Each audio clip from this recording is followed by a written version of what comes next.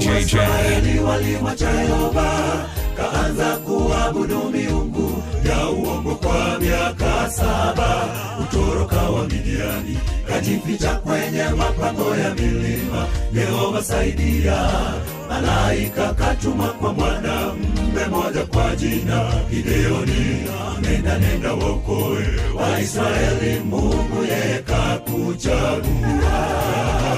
Baada ya muda mrefu sana, ajabu Waisraeli walimwacha Yehova, kaanza kuabudu miungu ya uongo kwa miaka 7. Utoroka wa Midiani, kajificha kwenye mapango ya milima. Yehova saidia, malaika katuma kwa mwanamume moja kwa jina Gideoni. Nenda wokoe